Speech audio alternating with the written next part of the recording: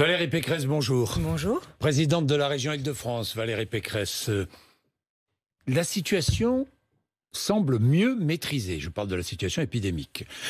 Nous aurions atteint le pic de cette deuxième vague épidémique. Alors soyons prudents, mais que demandez-vous ce matin au gouvernement ? Il faut préparer, puisque nous voyons que nous sommes sur le pic, il faut préparer la phase du déconfinement. Mais cette phase du déconfinement, elle doit être maîtrisée, elle doit être ordonnée, elle doit être graduelle, elle doit être tout le contraire de ce qu'on a fait cet été. C'est-à-dire qu'il faut arrêter le stop and go. Le stop and go, c'est quand on bloque tout et puis après on ouvre tout. On lâche tout. On lâche tout. C'est très anxiogène pour tous les milieux économiques et ça crée vraiment de grandes souffrances. Bien, vous demandez donc une organisation du déconfinement. Apparemment, je reçois Olivier Véran, le ministre de la Santé, demain matin. Apparemment, le confinement va être poursuivi après le 1er décembre. Est-ce que vous demandez, comme beaucoup d'autres responsables politiques, l'ouverture de tous les commerces au 1er décembre ou même le week-end précédent, le 1er décembre, qui est le week-end du 27-28 novembre? Je vous ai parlé de grandes souffrances. La première des souffrances et la première des injustices, c'est celle des petits commerces qui n'ont pas pu ouvrir pendant cette période de confinement.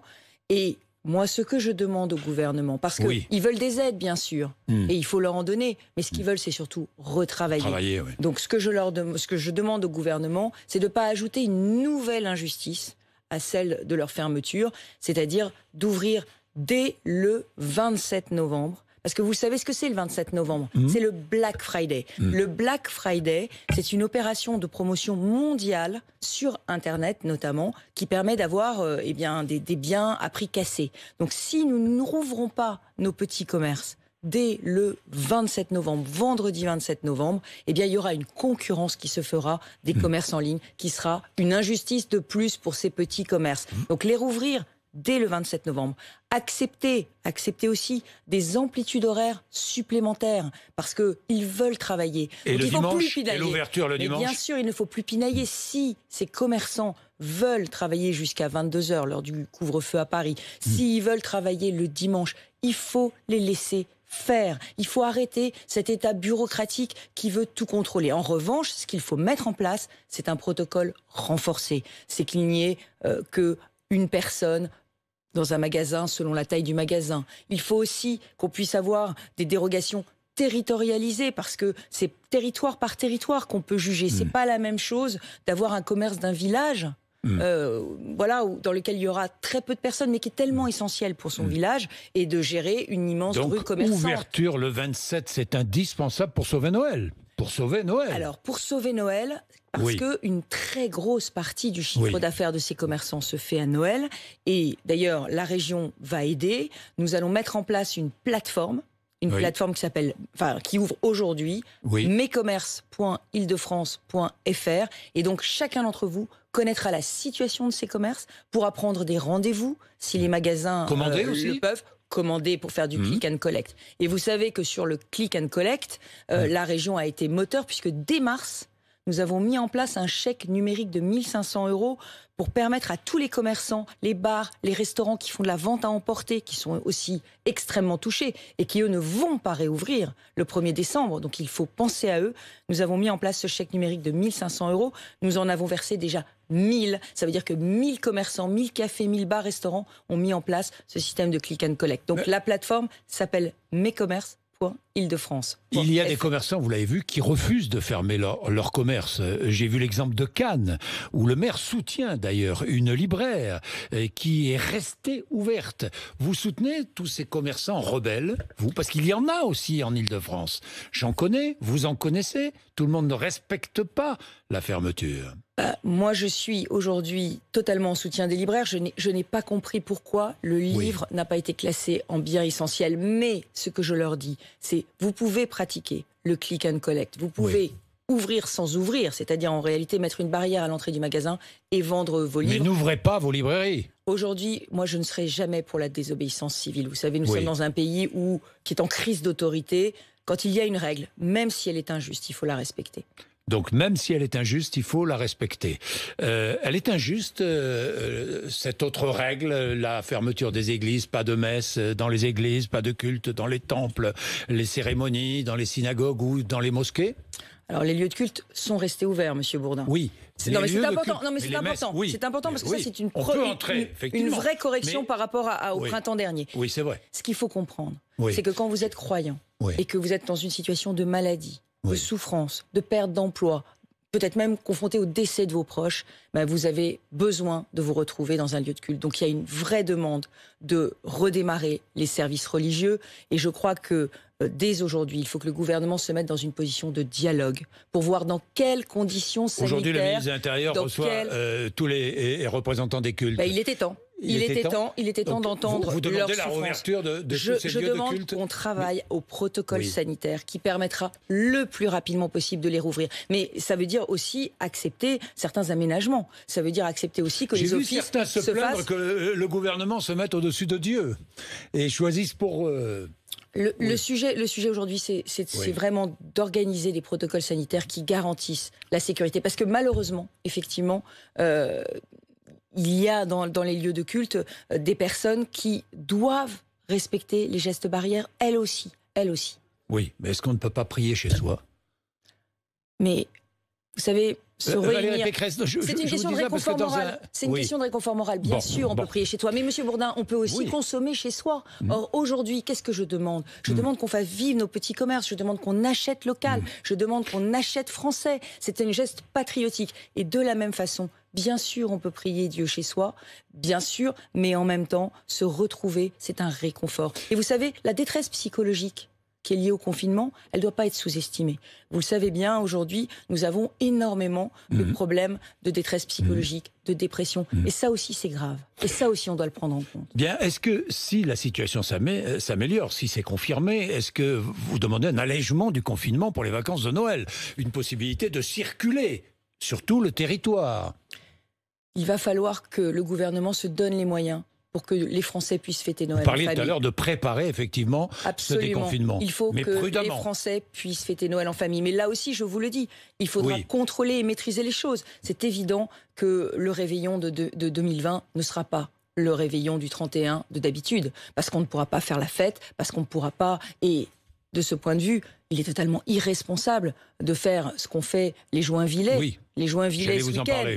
Attendez, se réunir à 300, et évidemment, qu'est-ce qui s'est passé? Il y avait un malade du Covid. Donc combien de personnes vont être malades? Il faut pas jouer avec la maladie. Cette maladie, elle tue, cette maladie, Valérie elle est extrêmement dangereuse, y compris pour les jeunes. Et ça, je le dis parce que, encore hier, j'ai eu le témoignage d'un jeune de 30 ans qui a perdu 20% de sa capacité pulmonaire, qui depuis 3 semaines ne s'en sort pas, qui a vu son bébé hospitalisé aux urgences. Donc il ne faut pas croire que c'est la maladie des autres, que ça ne vous arrivera pas, et il faut vraiment respecter les règles barrières. Vous dites il faut respecter, mais beaucoup ne respectent pas, vous le savez bien. Beaucoup ne respectent pas les interdictions, le confinement. Des commerces sont ouverts, d'autres se réunissent pour faire la fête, d'autres encore sortent beaucoup plus longtemps que prévu. Valérie Pécresse, ça veut dire quoi? Ça veut dire que l'État n'est plus obéi? Ça veut dire qu'il y a ce manque d'autorité à gagner toute la population? Le problème, c'est quand on restreint les libertés, ce qui est le cas avec le confinement, et c'est très dur, eh bien, il faut être légitime pour le faire, il faut avoir la confiance des Français. Et c'est vrai que cette confiance s'est émoussée. Elle s'est émoussée parce que les Français ont eu le sentiment que peut-être pendant l'été, cette deuxième vague n'a pas été suffisamment anticipée et que finalement on leur impose des pertes de liberté très brutales alors qu'on aurait pu gérer autrement. Mais ça, je leur dis, regardez devant. Regardez devant. Si on veut réussir le déconfinement, si on veut sauver Noël, il faut respecter aujourd'hui les gestes barrières. Je ne sais pas si vous avez lu la tribune de David Lisnard, le maire de Cannes. Absolument, et je partage tout ce qu'il dit. Mais il dit l'État protège de moins en moins et interdit de plus en plus. Il faut bien que l'État interdise. Il a raison de soulever. Ce que soulève David Lisnard dans sa tribune, c'est que cette bureaucratie tatillonne qui nous empêche de faire, il faut y mettre fin. Et ça, il a raison. Il a raison parce que, je vais vous donner un exemple. Si on veut réussir le déconfinement, il faut tester massivement la population. Il faut tester massivement et il faut que les tests soient disponibles partout. J'ai proposé au ministre de l'Éducation nationale 100 000 tests antigéniques, 100 000 tests que j'ai achetés, qui sont disponibles aujourd'hui, pour pouvoir tester massivement les lycéens. Vous savez bien que tout le monde suppose qu'une bonne partie de la contamination et de la circulation du virus aujourd'hui se fait à travers... Alors, il a accepté, ça commence quand? Non, pour l'instant... Il n'a pas accepté pour l'instant? Nous sommes encore en négociation avec l'Agence régionale de santé cette semaine. Et le rectorat. J'espère, en tout cas nous sommes en situation de commencer en milieu de semaine. Mais ça a été très compliqué. 100 000 tests, c'est-à-dire qu'on testerait tous les lycéens d'Île-de-France ou on testerait, je ne sais pas moi, le personnel éducatif, le personnel qui travaille dans les lycées? Alors, on a mis en place une méthodologie avec l'assistance publique hôpitaux de Paris. Oui. En fait, l'idée, c'est de voir comment circule le virus et qui aujourd'hui l'a eu. Donc, première phase, on fait un test sérologique. Le test sérologique, c'est le test qui vous dit si vous avez eu le virus ou pas. C'est une information très importante. Aujourd'hui, on ne sait pas, dans les régions de France, qui a déjà eu le virus. Donc, on fait des tests sérologiques sur tous ceux qui sont volontaires. Lycéens, professeurs, agents des lycées. Donc, tous ceux qui sont volontaires, on fait un test sérologique, on voit la photo du lycée. Ensuite, on revient toutes les semaines. Et toutes les semaines, on fait une centaine de tests, toujours sur des personnes volontaire. Et ça permet de voir comment circule le virus, ça permet d'appréhender son mode de fonctionnement et ça permet de sécuriser les lycées. On est prête. On a 15 lycées volontaires. On fait tout sur la base du volontariat. Il faut trouver des bénévoles aussi. Il y a des bénévoles pour faire passer ces tests, non? Alors pour l'instant, on commence avec l'assistance publique hôpitaux de Paris qui nous met à disposition des personnes. Mais la région va faire plus. Elle va former 2000 préleveurs. 2000 préleveurs, parce que vous savez que c'est compliqué de prélever, de tester. Le goulet d'étranglement. Pourquoi on a raté le tester, tracé, isolé à l'automne? Parce qu'on n'avait pas assez de préleveurs, parce qu'il y a eu un embouteillage dans les laboratoires. Or, il va falloir tester massivement quand on arrêtera d'être confiné. Donc là aussi, le gouvernement doit libéraliser, autoriser les secouristes. Je demanderai au ministre de la Santé demain matin, je lui poserai la question. Absolument. Si vous le souhaitez. J'en ai parlé avec Olivier Véran. J'en ai parlé avec Olivier Véran et on est en train de le monter main dans la main avec l'État. Mais Monsieur Bourdin, je vous le dis, ce qui est important, c'est qu'on puisse faire les choses main dans la main. C'est que l'État ne nous bloque pas en permanence quand nous proposons des choses. Est-ce que vous allez acheter des doses de vaccins? La région? Nous n'avons pas le droit de le faire aujourd'hui. Vous n'avez pas le droit de le faire? Nous n'avons pas le droit de le faire. Si vous aviez le droit, vous le feriez? Absolument. Valérie Pécresse, la sécurité. Et je le mettrai à la disposition du maximum d'entre nous, parce que je crois que ce vaccin est un formidable espoir. Je pense qu'il va falloir le distribuer à toutes les personnes les plus fragiles très rapidement. Et le rendre obligatoire? La vaccination obligatoire? La vaccination contre le coronavirus obligatoire, ça me paraîtrait effectivement nécessaire. Vous êtes favorable? Vous êtes favorable? Favorable, mais pas dans un premier temps, parce que dans un premier temps, comme les doses, on n'en aura pas suffisamment. Il faut les pister, les flécher vers les personnes les plus fragiles. Les plus fragiles, les plus à risque. Pas dans un premier temps, mais ensuite le rendre obligatoire. Absolument. Bien, Valérie Pécresse, parlons de sécurité. Je dois protéger ceux qui nous protègent, les policiers, les gendarmes, c'est ce que dit Gérald Darmanin. C'est l'objectif de la loi sur la sécurité globale, examinée demain à l'Assemblée nationale. Alors, il y a un article qui fait débat, l'article 24, qui prévoit de punir la diffusion dans un but malveillant d'images du visage d'un policier ou d'un gendarme. Est-ce que, député, vous voteriez cette loi? J'y suis totalement favorable. Totalement. Je suis totalement favorable parce qu'on doit protéger ceux qui nous protègent. Gérald Darmanin a eu la phrase juste. Moi, je n'oublie pas que les terroristes sont venus à Magnanville tuer un couple de policiers devant leur enfant.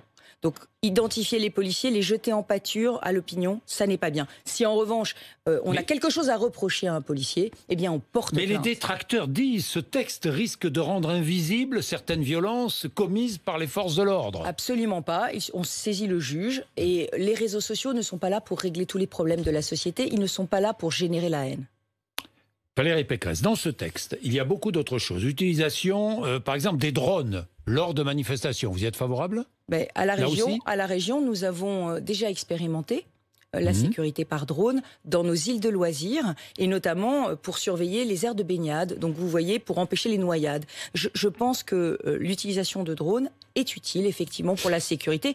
On le fait aussi dans certains quartiers sensibles. Vous demandez aussi de rendre obligatoire une police municipale dans toutes les villes de plus de 10 000 habitants. Absolument. Aujourd'hui, armée, cette police municipale. Alors j'y viens. Aujourd'hui, nous avons besoin d'une police municipale obligatoire dans les villes de plus de 100 000 habitants. C'est elle la police de proximité. La police nationale, c'est une police d'enquête. C'est une police qui est là pour élucider les crimes. Il ne faut pas mélanger les deux choses. La police de proximité, c'est la police municipale. Mais pour arriver à ce but, une police municipale obligatoire dans toutes les villes de 10 000 habitants, il faut donner aux maires les moyens de recruter et les moyens financiers de cette police. C'est pour ça que la région, en Ile-de-France, elle a ce qu'on appelle le bouclier de sécurité, c'est-à-dire elle a une convention avec le ministère de l'Intérieur qui nous permet de financer très puissamment, très fortement les polices municipales, comme à Joinville d'ailleurs, où le maire a souligné que grâce à la région, les policiers municipaux avaient eu les moyens d'intervenir. C'est pas du tout une compétence régionale, mais nous l'avons fait. Ces polices municipales, elles sont indispensables. Et je pense que dans les régions les plus criminogènes, il faut que ces polices soient armées. Et je le dis en Ile-de-France, il faut qu'elles soient armées. Je vais vous donner un exemple. À Conflans-Sainte-Honorine, la police municipale n'était pas armée. Elle n'a pas pu stopper l'assassin de Samuel Paty. Elle a été obligée d'appeler la BAC. Heureusement, la BAC est arrivée très vite. À Nice, la police municipale était armée. Elle a pu stopper le terroriste dans la basilique Notre-Dame. Il faut des polices municipales armées. Et singulièrement à Paris, parce qu'il n'est pas normal qu'une ville aussi riche que Paris repose sur la police nationale pour sa sécurité. Il faudrait mieux que la police nationale aille en Seine-Saint-Denis. Il faudrait que la police nationale aille sur le réseau de transport. Vous le savez peut-être, mais M. Castaner, M. Darmanin nous ont retiré 350 policiers du réseau de transport en Ile-de-France, alors que la délinquance ne cesse d'augmenter. Donc je demande le retour de ces policiers. Bien, Valérie Pécresse, quelques mots sur l'immigration. J'ai vu votre parti, vous n'êtes plus non, moi je suis une femme mais... libre. Oui, totalement vous êtes libre. une femme libre, mais de droite, je le reconnais. Vous n'êtes pas loin des Républicains. Je ne me suis jamais caché de ce droite, que je suis. Bien sûr. Inscrire dans la Constitution le principe d'un plafond annuel d'immigration légale. Ça vous plaît, cette idée que va proposer le parti là? Ça fait des années que je dis que nous n'avons plus les moyens d'accueillir et d'intégrer dignement toutes les personnes que nous recevons sur notre sol. Et quand on n'a pas les moyens d'accueillir et d'intégrer, eh bien, on restreint les flux et on dit qu'on n'ouvre pas la porte. Moratoire sur l'immigration, dit Nicolas Sarkozy. Mais je crois que c'est totalement justifié aujourd'hui. Regardez la loi sur le séparatisme. On nous parle de séparatisme. Qu'est-ce que c'est que le séparatisme? C'est des personnes qu'on n'a pas réussi à intégrer aux valeurs de notre pays. Et si on n'a pas réussi à les intégrer à nos valeurs, à quoi sert de continuer à accueillir? Vous voyez ce que je veux dire? Ça n'est pas possible. Vous n'ouvrez pas les portes de votre maison à tout vent si vous n'avez pas les moyens d'accueillir. Donc il faut évidemment réduire l'immigration, mais surtout, il faut faire appliquer la loi de la République. Ce que les Français ne comprennent pas, c'est qu'on leur demande de rester chez eux. On leur demande de ne pas ouvrir leur commerce. On leur demande de ne pas aller à la messe. Et à côté de ça, on a des personnes en situation irrégulière, des déboutés du droit d'asile, des radicalisés étrangers, des personnes dangereuses qui ne sont pas renvoyées chez elles. Des faux mineurs isolés qui sont aujourd'hui dans des réseaux mafieux et qui sont pickpockets dans les transports. Pour restreindre le droit d'asile? Restreindre le droit d'asile? Appliquer le droit d'asile. Mais moi, j'ai une proposition pour le droit d'asile. Vous le savez peut-être, mais aux aéroports. Aux aéroports, il y a une procédure qui s'appelle l'asile à la frontière.